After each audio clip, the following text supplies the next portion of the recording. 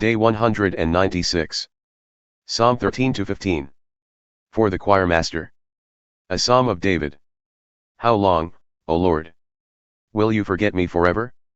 How long will you hide your face from me? How long must I wrestle in my soul, with sorrow in my heart each day? How long will my enemy dominate me? Consider me and respond, O Lord my God.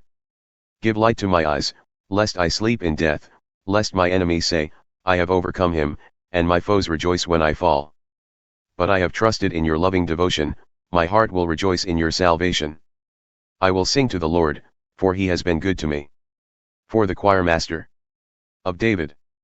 The fool says in his heart, there is no God. They are corrupt, their acts are vile. There is no one who does good. The Lord looks down from heaven upon the sons of men to see if any understand, if any seek God. All have turned away, they have together become corrupt, there is no one who does good, not even one. Will the workers of iniquity never learn? They devour my people like bread, they refuse to call upon the Lord. There they are, overwhelmed with dread, for God is in the company of the righteous. You sinners frustrate the plans of the oppressed, yet the Lord is their shelter. Oh, that the salvation of Israel would come from Zion. When the Lord restores his captive people, let Jacob rejoice, let Israel be glad. A Psalm of David. O Lord, who may abide in your tent? Who may dwell on your holy mountain? He who walks with integrity and practices righteousness, who speaks the truth from his heart, who has no slander on his tongue, who does no harm to his neighbor, who casts no scorn on his friend, who despises the vile but honors those who fear the Lord, who does not revise a costly oath, who lends his money without interest and refuses a bribe against the innocent. He who does these things will never be shaken. Acts 19 verses 21-41. After these things had happened, Paul resolved in the Spirit to go to Jerusalem after he had passed through Macedonia and Achaia. After I have been there, he said, I must see Rome as well.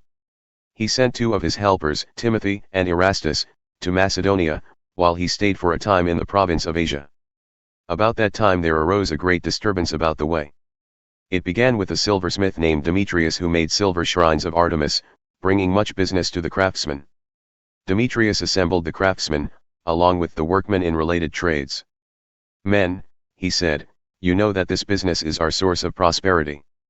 And you can see and hear that not only in Ephesus, but in nearly the whole province of Asia, Paul has persuaded a great number of people to turn away. He says that man-made gods are no gods at all. There is danger not only that our business will fall into disrepute, but also that the temple of the great goddess Artemis will be discredited and her majesty deposed, she who is worshipped by all the province of Asia and the whole world.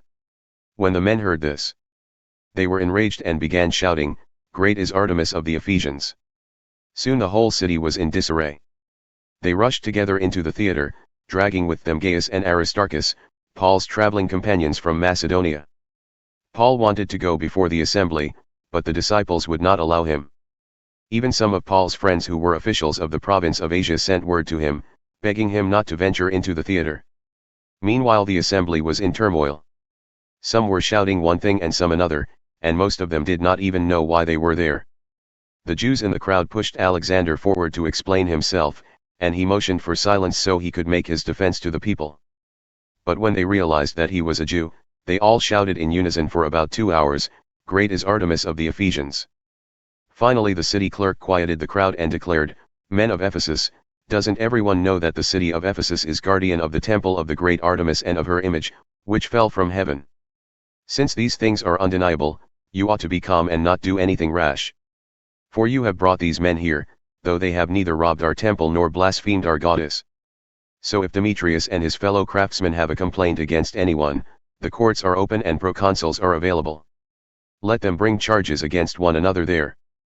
But if you are seeking anything beyond this, it must be settled in a legal assembly. For we are in jeopardy of being charged with rioting for today's events, and we have no justification to account for this commotion. After he had said this, he dismissed the assembly.